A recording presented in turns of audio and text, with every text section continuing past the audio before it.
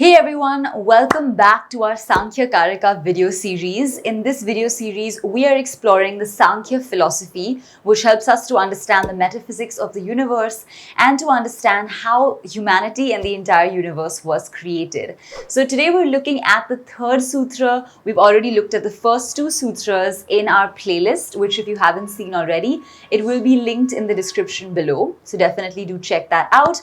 But having said that, let's move on to our third sutra. This particular sutra is going to help us to understand what are some of the evolutes, what are some evolvents, and which are neither evolvents or evolutes in this philosophy of Sankhya. So let's take a look at what it's trying to explain to us and how we should dive deeper into it. The most important thing that we need to keep in mind in this entire series is the Sankhya chart.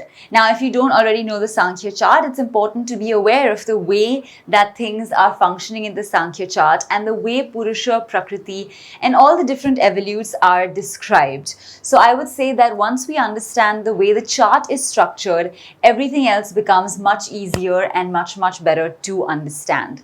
So let's take a look at this chart really quickly. We're going to insert a picture on the screen here, and you should be able to see that there is a separate Purusha, there is Prakriti, and then there are many evolutes coming through from Prakriti itself.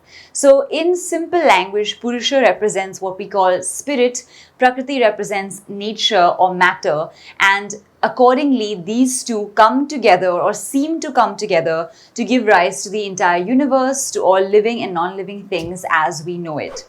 So we're going to get into understanding what is this structure that we can see in the table of Purusha and Prakriti. How do we categorize these different elements? What are these elements? And how should we understand them a little bit further? But for now, before we dive even deeper, what you need to know is that there is one side which is the Purusha or the spirit, and that just remains, inert in one section. The other section contains Prakriti and all the evolutes of Prakriti, which are many in number, and they evolve from one another in one section, and then going downwards they remain only evolutes and don't result in newer evolutions. So we're going to go through this entire chart and take a closer look at it. Let's first take a look at this particular sutra. Alright, so the sutra itself goes Moola Prakritir Vikritir Mahadadyaha Prakriti Vikritiyaha Sapta Shodashakastu Vikaro na Prakritirn Vikritihi Purushaha. Okay, so this is the sutra itself. Now let's break it up word by word to try to understand it a little bit further. So first of all, we have the word which is Moola Prakriti, right? So the root evolvent or the primal nature, which Mool, we know it means the basis or the main essence of something. And Prakriti, of course, is referring to nature or matter as a root or primal element over here. So Moola Prakriti. Then we go a little bit forward and the word is Avikritihi, which means basically non-evolute. So we'll get into what that means, but it's saying that it's like non-cause, it's a non-evolute, nothing evolved, created it, it just existed. It's like a pre-existing causal reality that just exists and just is. So that's what they're explaining by saying it's a non-evolute. Then we get the next word, which is Mahadadyaha, and here they're basically referring to Mahat Adi. So they're saying that, when you look at the table once again, there is a clarity that we get that we're talking about one particular section, which is Mahat, and couple of evolutes and evolvents in that section. And those are of one particular category or type, and then they're explaining further what the next one is. So they're saying Prakriti Vikriti Yaha. So they're explaining that this category is consisting of evolvents and evolutes, right? Because one thing evolves into the next, and yet it's an evolute of the previous thing. So we'll understand that more in the explanation, but this previous category is both evolvents and evolutes. Then we go further and we are understanding the word they say Sapta. Sapta means 7. So this is amazing because they've now given us the number of things which are both evolvents and evolutes as 7. Moving forward, they now tell us that Shoda Shakastu, which basically refers to the term 16. So they're saying that 16 objects or 16 parts of this entire section are merely evolutes, right? Because the lower you come into this table, you can see that they stop evolving into something else. They just simply remain as evolutes. So they're explaining that those are now merely evolutes, and that's one section. The next part that they explain is that they're using the word na, and they're saying prakriti vikriti, right? So they're explaining that the word, basically Purusha or the spirit, does not belong to Prakriti or Vikriti. So it's neither belonging to the realm of Prakriti, neither it is an evolute, neither is it an evolvent. It's just a separate category all on its own. So they're putting that in a separate space.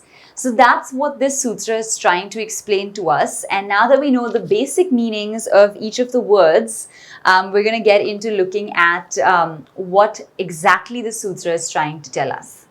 Alright, so as we can understand, this sutra is trying to explain to us that there are a couple of elements in this entire table that are easy to understand if we start to categorize them. So of course, we've now seen Purusha as a spirit, we've seen Prakriti as nature or matter, and we know that Purusha kind of belongs to a separate category all on its own. Therefore, it's neither an evolvent, it's not resulting in an evolution of anything, neither is it an evolute of anything. It kind of stands alone, inert on its own. And we look at the other section, which is showing us all the different evolutes of Prakriti as well as evolvents, and it says the initial few, 7 of them, are evolvents as well as evolutes. Now what that means is an evolvent is something that gives rise to another and yet another and yet another. And in the initial sequence, when you look at the table, you can see that the initial couple of things that are evolving are also giving rise to another thing and another, and it's kind of like one coming from the next. Therefore, we can see that while they're being produced from their previous predecessor, they're also giving rise to something else. And so they are both evolvents as well as evolutes. So the ones that are evolvents and evolutes are basically, you have the first one, which is Mahat or Buddhi as 1. Then you take Ahankar as 2. And then you have your Tanmatras, which come about giving rise to your gross Pancha Mahabhutas right after that. So these 5 Tanmatras along with your Mahat or Buddhi and Ahankar make up a total of 7, which are your 7 evolvents as well as your evolutes. And that's what they're talking about in the first section of this sutra. Then as you go forward, we start to learn that, okay, there are 16 other things that we are categorizing as simply evolutes. That means that they're not resulting in anything new, they're remaining at the evolute level. They are produced by something and then they just remain as products. They don't give rise to something else as well. So let's take a look at what these 16 are. When we're looking at the table once again, we know that the basic process of the 5 sense organs, the 5 action organs, that's already 5 and 5 making up 10, along with one more which is the mind making up 11, plus the Pancha Mahabhutas making up another 5, adding all of them up to 16. So when you think of it, it's the Gyanendriyas, Karma Indriyas, the Manas, and then finally, of course, our Pancha Mahabhutas, which collectively come together to form our 16 evolutes that we know of in this particular section. So that's what this sutra is trying to tell us, that we have 7 evolvents and evolutes and 16 just evolutes, and Purusha does not belong to either evolvents or evolutes. It's in its own league, almost in its own category. And of course, we have Prakriti, which remains as the Mula Prakriti right on top, giving rise to all of these things, almost as an uncaused reality that just exists and just is. So that's what we're learning from this third sutra on the Sankhya Karika. I hope that has been helpful to understand and to just help you to categorize the way things are structured in this entire Sankhya table. What I would also say is this video is simply a brief overview of what the sutra means. But in our classes and courses, we go much, much deeper into these sutras, and we usually prefer having one-on-one discussions on this because then it's easier to clarify doubts, it's easier to go deeper, and a lot of questions usually tend to come up, so then it's easier to kind of clarify them and help you through it. So if that's something you're interested in, we have our links to our classes and courses in the description, and you can sign up with us, and we would look forward to seeing you in class. So with that, I hope this has been a helpful video. And once again, for those of you that are interested in this book, we are using the Sankhya Karika of Ishwar Krishna as our foundational book for this entire series. So I look forward to seeing you in the next video. I hope this video has been helpful, and I cannot wait to see you in the next one. Take care, and I'll see you soon.